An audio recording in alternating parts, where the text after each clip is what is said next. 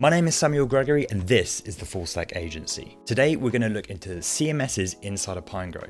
The easiest and by far the most well supported is of course WordPress.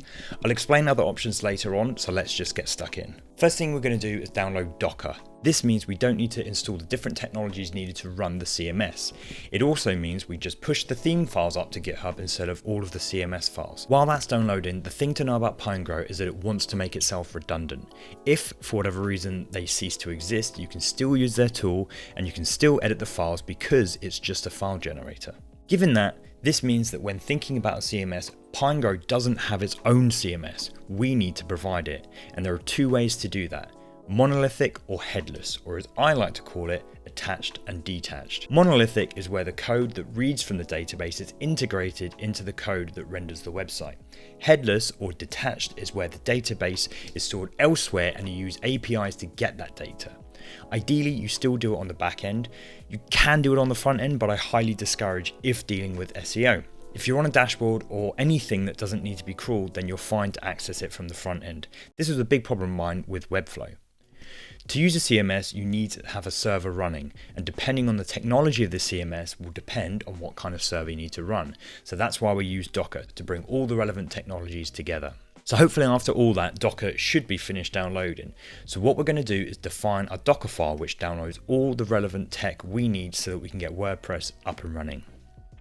So what Pinegrow does is it takes all of your kind of raw HTML files and exports them into, it generates PHP files from those HTML files. So what I like to do is dump all of my source files into a folder, which we'll do now. And you'll do the same. So you'll take all of your, dump that one in there like that, all of your Webflow files and put them into that source, right? And we can open this now in Visual Studio Code. And then the next thing we want to do is create a docker-compose.yml file. And I'll run through this right now. So if I take my clipboard, I will leave somewhere where you can copy this, but we're going to run through it anyway. So the version is the version of the YAML schema.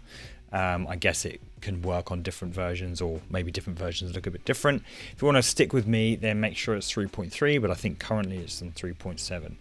Then we need to list out the services we're going to use, and you can name these what you want, but we've named this one WordPress and this one DB for database. So we need two services running. Let me collapse that. The first thing is that we want to identify the image that that service uses, and we're going to use MariaDB. I don't know the difference between MySQL and MariaDB, but I'm led to believe they're pretty much identical. So we're going to use MariaDB, and then we're going to ask for the latest version.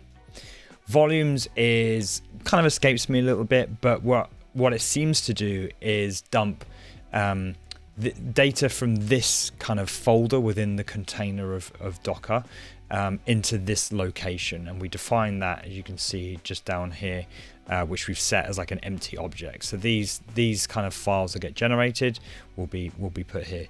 Again, don't really understand it, just trust the process. Restart always, don't know what that is. Environment variables are something that MySQL or MariaDB needs to kind of run. This is all local on your machine, and even if you do push this up to GitHub, it doesn't really matter. Like, these aren't going to be the credentials that are going to be stored on the eventual live server.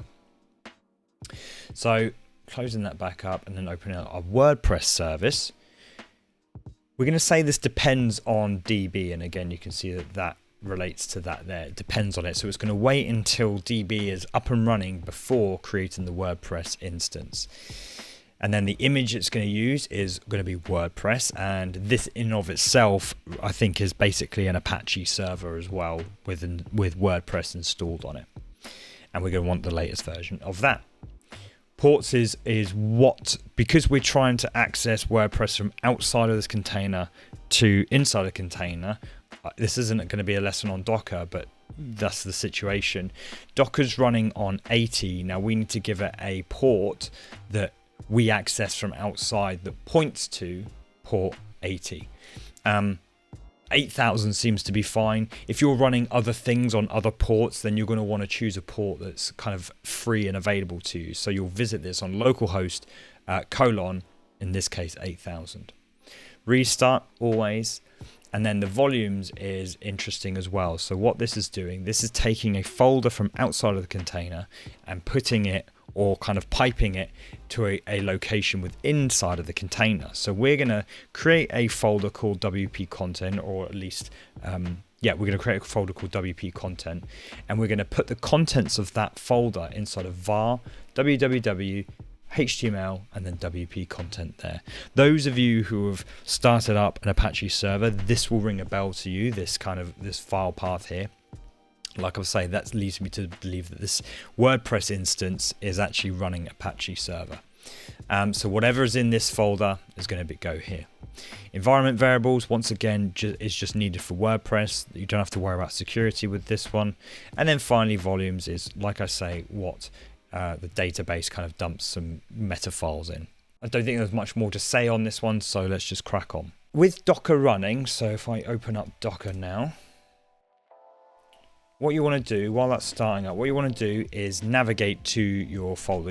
If you've opened up a terminal within Visual Studio Code, this will already be in the root of your project, or you can just cd by going cd and then going into wherever your project is located, and you want to write docker compose up -d. Now this will take a while. I've already got this installed, but when I hit enter, you'll see it just kind of launches them. Looks like I need to save.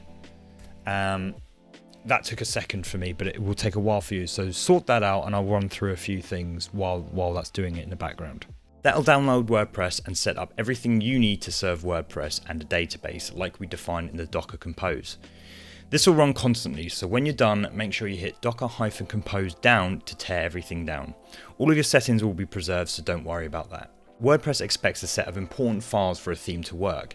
You can find that out if you go to this URL. I'll put it down in the description. Those files are style.css, index.php, and comments.php, and finally screenshot, which is the thumbnail used when selecting your theme within WordPress. Pinegrow takes care of all of these files based on how we define certain areas in our static HTML files, like magic basically. Understanding the different file types that you can have can be really helpful in planning your website, and I'll leave another link to that below, so definitely check it out. There's also a few key concepts that help understand WordPress. The first is functions.php. This is a special file that you can build plugins that happen at certain points, like when a user uploads a bunch of images, you could run it through some sort of filter, or you can write plugins that happen in certain areas like navigation menus. You can also enable and disable features in this file too. A common one is being able to upload thumbnails to a blog post. Next is post types. You can think of post types as the different CMS databases you have within Webflow. There are a few post types you already have access to which you can create specific templates for. The most obvious is post and page. You can also have custom post types, which unless you are just creating a blog, you're going to likely need to create, but more on that later.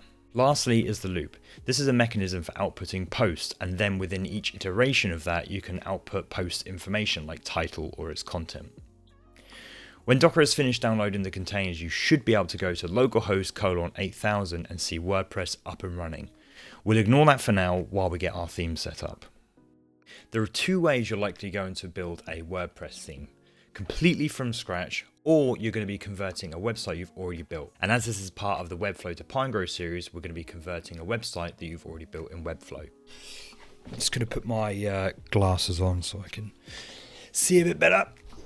Right, let's have a look here then. So, if we now open this folder up in Pinegrow, go on here, open project, and then navigate to our project.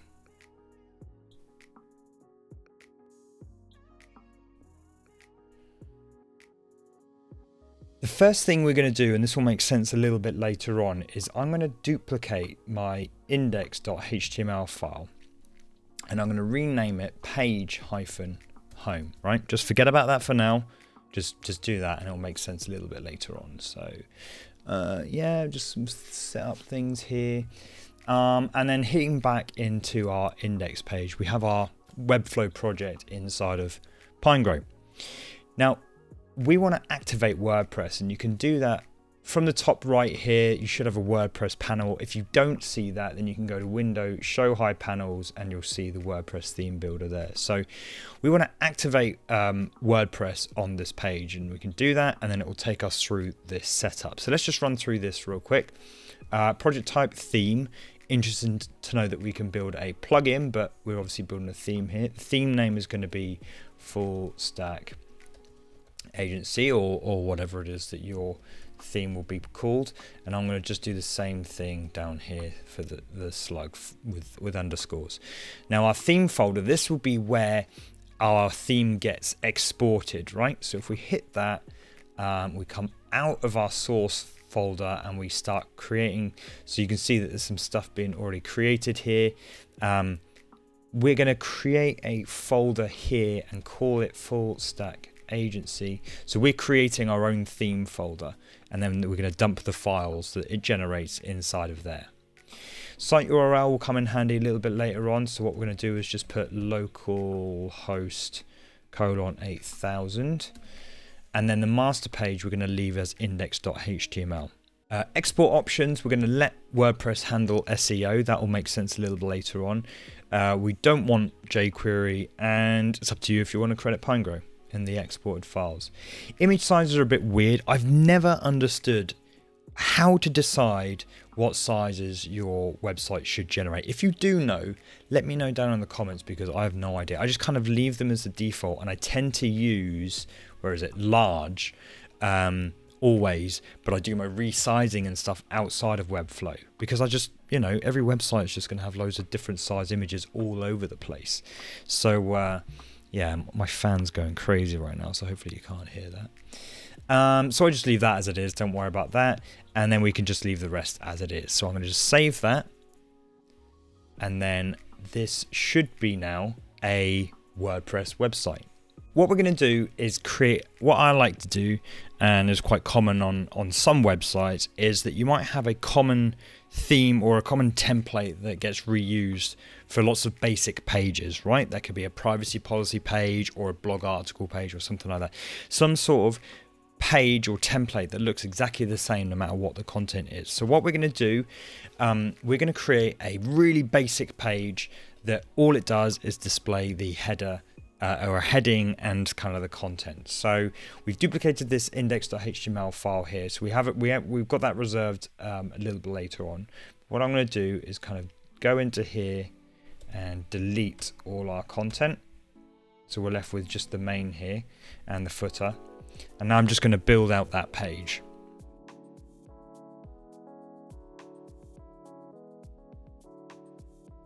So you can see here, I've just built out a page, very basic. You can design it however you want, but what this is going to do, that it's going to, every time we create a page within WordPress, it's going to fall back to using this template and put whatever content is in there into this template. So we just have a basic page template here. Now we need to bind the actual values to content in WordPress. So if we click on this heading here and go back to our WordPress theme builder, we want this to display the post title. Similarly, if I click on the surrounding div that I've got here, we want this to be the post content. And this will basically just replace whatever's in the post content in WordPress with the elements here. So I've just saved that, and it's saying that these files are exported. It's warning us that we haven't properly correctly exported our file just yet, but we'll explain that in just a second. The last thing I want to do is if I click on my surrounding div here, my main here, and if I set this as if I look for it, the site content, what this does is everything above this element will be set or created as a header that gets reused on every single page. So we set this to what our global header should look like, and then everything below it is our footer. So if I just save that again, and again it's just warning us that it's still not properly installed, but if we just look at our files here, our exported files, go into WP content, themes, full stack agency. Let's just pretend you didn't see those. You can see it creates a footer, which you can see is the just basic code there that acts as the footer. We've got the header, which is everything above there, and then you can see our index.php file is very, very simple. It just contains this the code that allows the content to be displayed, right? So very, very basic. What I need to do now, it keeps whinging at me, chill out mate, is export the theme.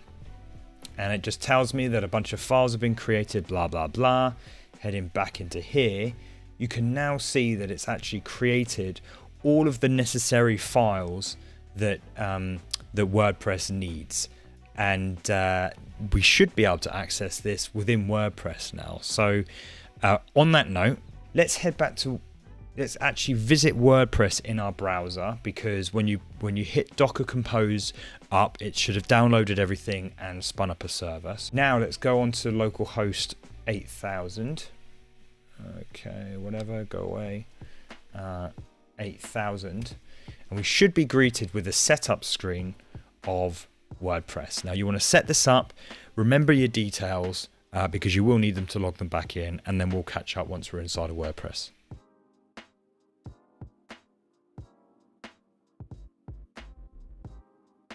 So now we're inside of WordPress. We're just going to activate our theme and get this the current active theme. So if everything goes well, you should see your theme kind of in our project here, and we can activate it.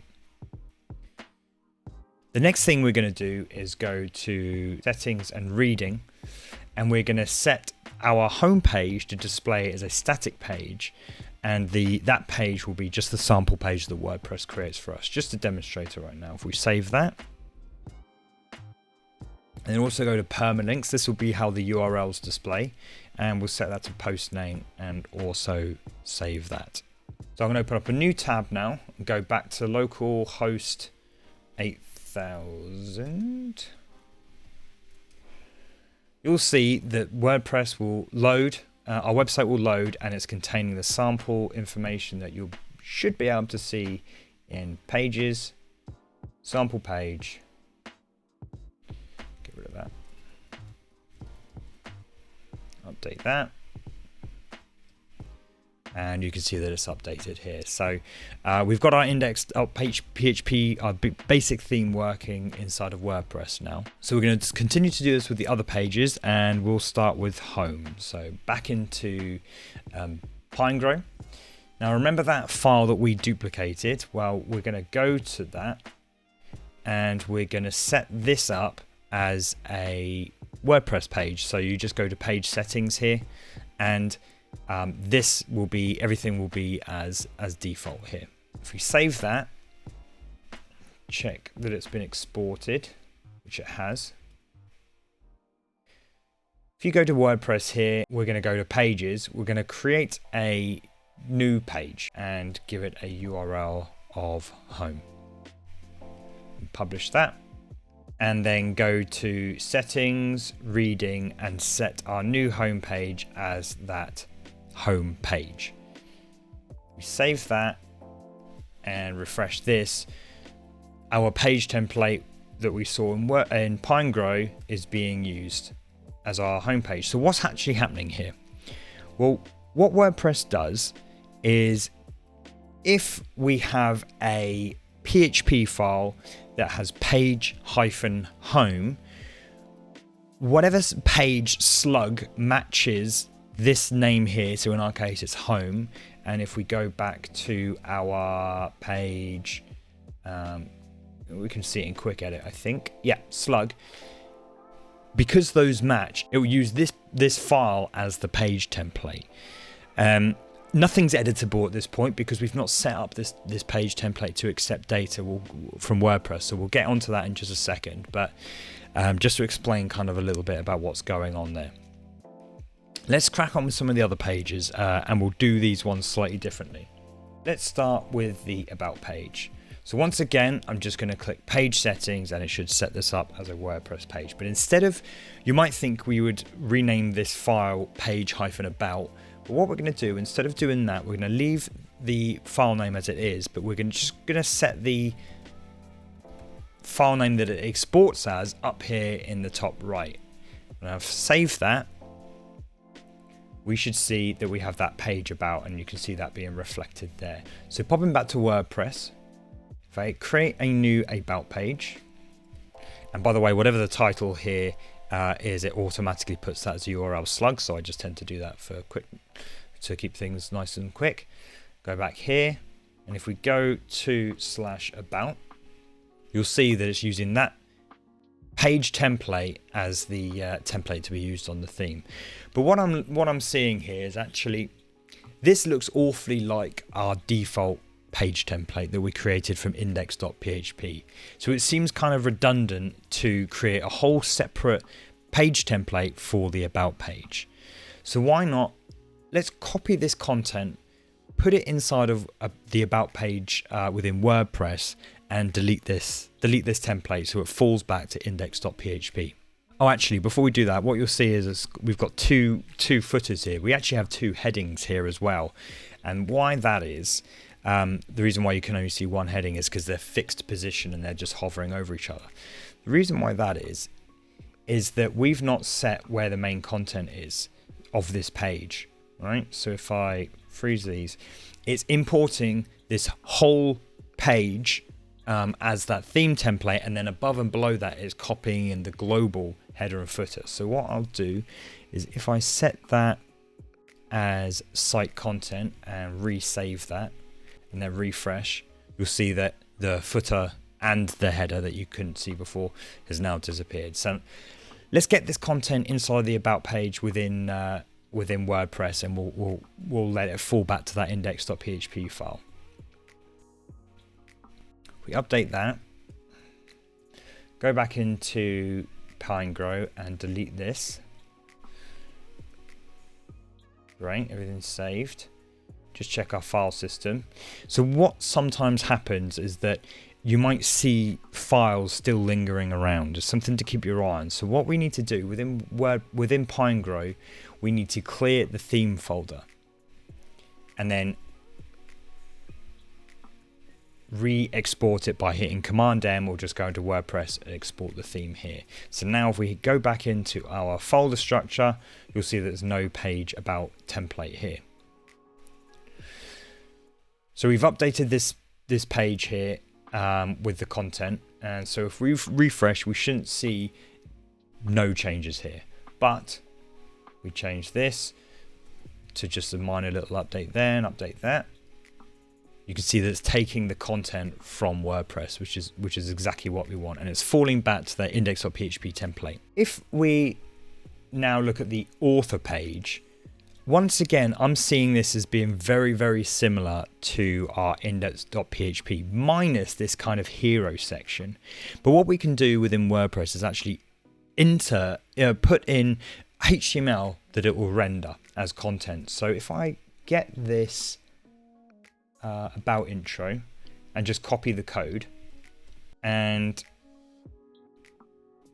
go into WordPress, create a new page, and we'll call it author, so that slug is there.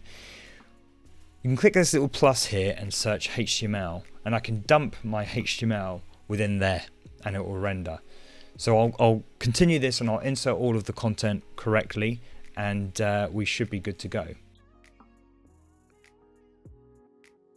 So we publish this, and once again this should fall back to the index.php template we created. So if we go to author, now you'll see that everything's rendering exactly as we expected to. And just to end, once again, to prove that it's taking content from Webflow, from WordPress, you can see that it's taken that. So remove that back.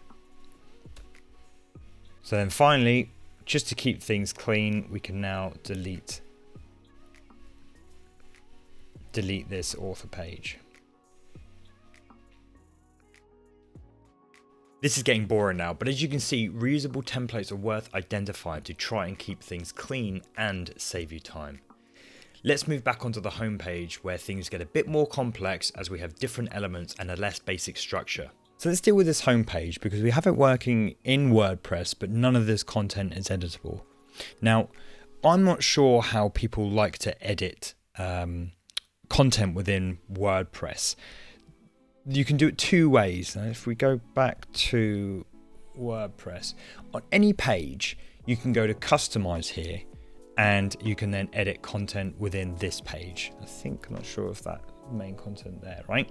So you can set it up so that you can change content within this this sort of system. I don't really like this that much, mainly because, as you saw, like the main content here isn't editable from here. The other way is obviously just to go into any page and then you can edit content here. This way is using what they call custom fields. Now, WordPress has always made this such an ugly, awful experience, which is why a plugin called Advanced Custom Fields is ubiquitous within the Webflow WordPress in kind of theme creators. It just makes working with custom fields so much nicer. And once again, so Pinegrow has us covered for both of those methods. So let's start with customize. And we'll do this hero section here. So the first thing we want to do is identify like the wrapping kind of div that encapsulates everything. So I think it's going to be this book hero. And then within our WordPress theme creator, if we scroll down, and we should see a customizer section. We hit that and we're going to name this home_hero and a user-friendly title of hero. Now we need to click on the elements that we actually want to be able to edit within WordPress. So the first one will be this heading, and then we're going to make that a customizer field, and we're going to give this an ID of, let's say, title, and then a nice user-friendly version with capital T, and then we're going to be able to edit the content, and that's all good there. The next one is the link, and we'll make that into a field. And the good thing here is that it's actually picked up that it's a link and given the ability for us to be able to either edit the href of the link or the content within it. So this will be link text, and we'll name this link text. And then this will be link href and link href. And then finally, we want to make this image editable. So we do that and then put image and then put image there. So I think that is everything. So it's warning us we need to export the whole theme. So let's do that. That's probably because it's writing stuff to the functions.php file. And heading back to our home page and hitting customize, you'll see the hero section has been added to here, and now we can just go nuts, edit the content there. Learn more is fine, and then probably make this into like shop or something like that. Let's edit this image, upload an image. Yeah, that's the one. Upload that. Choose image, and you'll see that everything's good, and we can publish that. The second way we can tie user editable content to the website is my preferred method, and it involves downloading a plugin called Advanced Custom Fields. So we can do that by heading over to WordPress Dashboard Plugins and searching ACF and activating it. So if we head into WordPress and go to Plugins, Add New, and just search ACF, should be fine. And it's going down, Advanced Custom Fields. If we install that, and activate it, that's installed in the system. Now, if we quickly just check the file system and go to WP Content plugins, you'll see that we've got access to those files, and this is exactly what we want, because then we're able to install them when it comes to deploying this on a server later on. So that's really good. That's exactly what we wanted.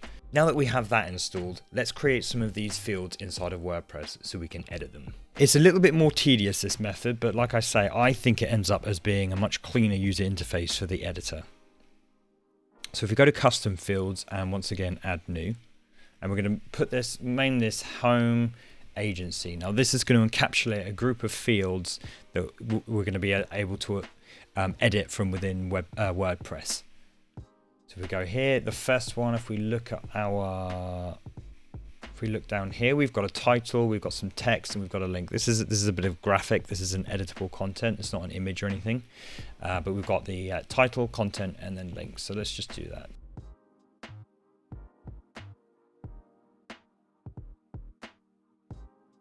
We can make it a URL, or if you know this is going to be links within the pages within WordPress, and you can actually make this relational. Again, you can't see it here, but you just take a look at the different types and choose which one makes sense. Remember to think about the person who will be editing this. Make use of required fields or even conditional fields, and be descriptive if you need. Think of the user interface for the editable content. The last thing we want to do is only have this set of fields or inputs available in WordPress on certain pages. So if we go here and we set the page equal to home, and then we should be able to publish that. And if we go to our home page, you should be able to see now we can edit this information. So let's go back here and actually update this content, just so we have it ready.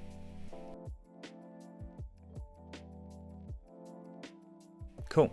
So that's just ready. We know when that's not being able to be displayed because, in fact, let's prove it. If I just put an exclamation point here, update that. And you see it doesn't have any exclamation points. Just the last thing, just to what I'm remembering now, if we go to custom fields and edit these, you just take a mental note of these field names here, because we now need them going into Pinegrow. So heading off into Pinegrow and go into that section, we want to identify the areas that want to be updated. So if we click on that heading, and if we scroll down here, we've got some special ADV custom fields helpers here. So if I click that, this should now match those IDs. So this one is title, and we want to replace the content.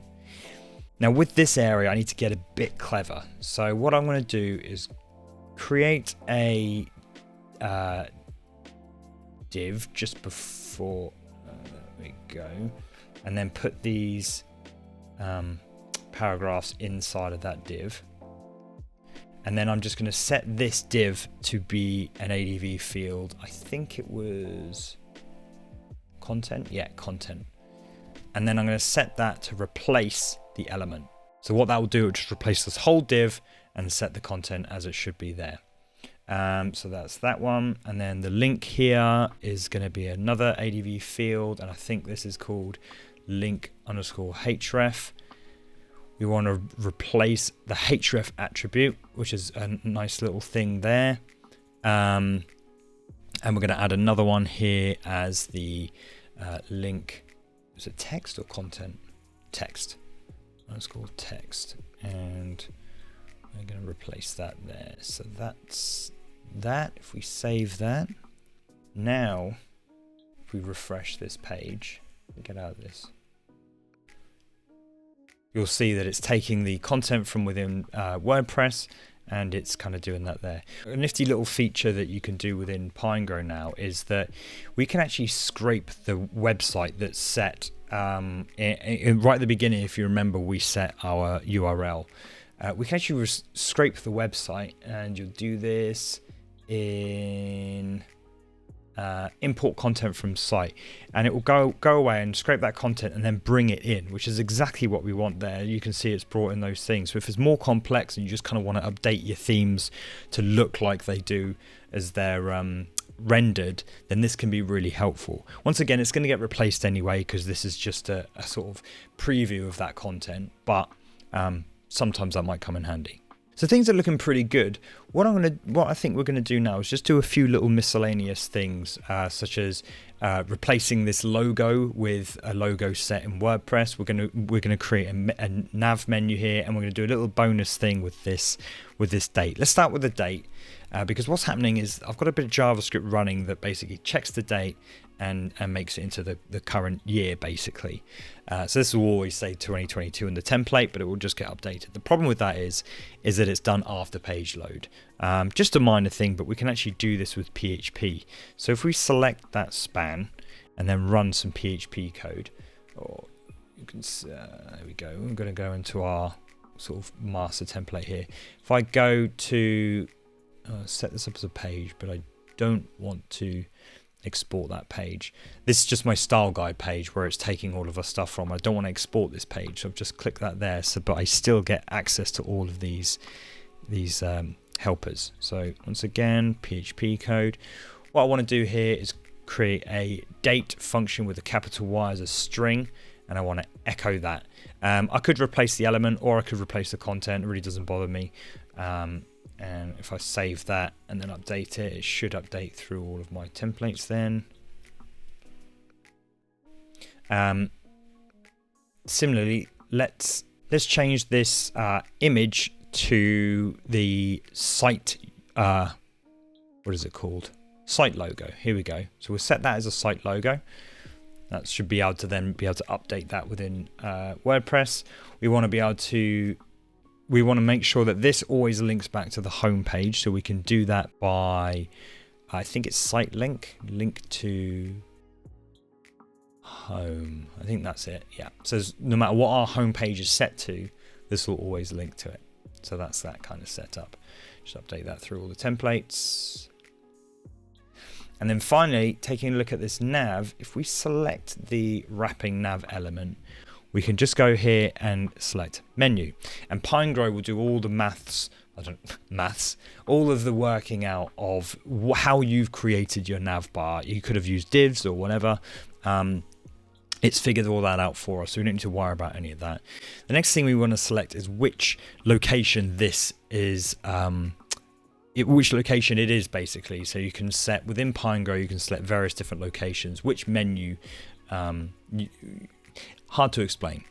We're going to select primary, and then we're just going to once again save that and update all those. So if we go back to our site and refresh, you'll see that everything has disappeared.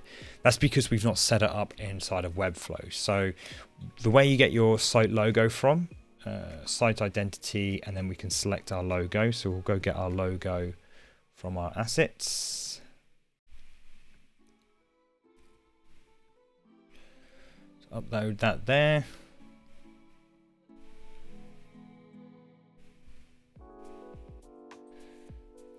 You can see the logo's being added. I've got a little bit of cleanup to do there. I'll probably make this a PNG. So ignoring that, if we go to, in WordPress, we go to appearance and menus. Let's give this a name of main menu. We want to automatically add new top level pages, and we want to set this as the primary menu location, which is the thing I explained earlier. If we create that menu and then add these to the menu, save that. We refresh now. Oh, something's wrong. Okay, I just needed to export the theme for whatever reason. One thing I did also forget is actually within the main within page-home, set that main as the site content. So I was seeing two footers like we did before. So setting that as a site content in case you missed it. But now I've got my menu working. Now I don't want it to say these things. That's a bit, that's not what we want. So if we go back into our menu, we want this one to say author. We want this one to say about. And actually, I think we want to remove this page altogether. If we save that menu, and we've got our new labels there. I think we've also got a custom link here to my community. So if I take this URL, which is my Discord, link down in description, community, add to menu, and you can rearrange them, nest them, do what you need to do. Select that, and you can see we're building up our menu here.